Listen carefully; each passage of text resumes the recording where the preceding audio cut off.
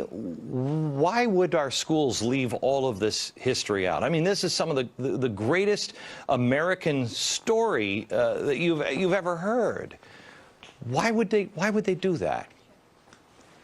And it's everywhere. You just don't know where to look. If you take a look at the revolutionary paintings of revolutionary times, here it is. This is the Boston Tea Party. Bunch of white guys, and then these people strangely looking like Indians, and they're not. But that's it. Not a lot of racial diversity. If you watch movies, one great movie. This is John Adams. You watch John Adams, and you don't see a lot of racial diversity. I'm currently watching Johnny Tremaine. This is. I love this movie. I remember this growing up. I was watching it with my kids just last night, and I noticed there are a couple of American Indians, but you don't see any African Americans unless they're slaves. They will show people as slaves, but that's it. Now, I want to show you a painting of the Battle of Bunker Hill. Here's the Battle of Bunker Hill.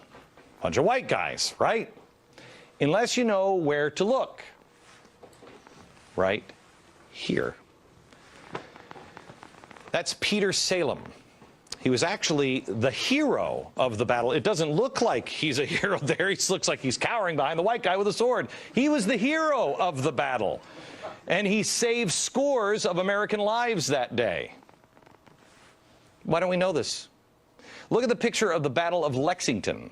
150 Americans. There it is. Do you see any faces of color in this painting? They were all members of the Reverend Jonas Clark's church. They went out. They were actually, if I'm not mistaken, David, they were in church at the time, right? He called them together at church, okay. Yes. So we called together at church and then said, let's go. And they went to defend their town. When the shot heard around the world was over that day, there were 18 Americans lying on the ground. What you don't see in this painting are the equal numbers of whites and blacks. They were white and black patriots. It was a mixed church. Did you even know that happened? One of those injured patriots on the ground in this painting was a black man named Prince Estabrook. I bet you never heard of Prince Estabrook before. How about the painting of George Washington crossing the Delaware? Bunch of white guys, right? No. Look here. African American, helping row the boat across. You know what his name was? Prince Whipple. He fought alongside Washington during the Revolution. Take a look at this one. This painting of, this is the Marquis de Lafayette. If you look at this, you just think, oh yeah, and then he made his slave dress up like I don't know what. But that's what you would think, right? This guy is incredibly important. This guy may have won the Revolutionary War. James Armistead was his name. How did he win the Revolutionary War? Double spy.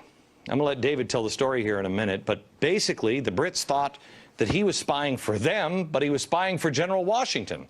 He'd give the Brits bad intel and reveal the good critical information to General Washington. Did you know this story?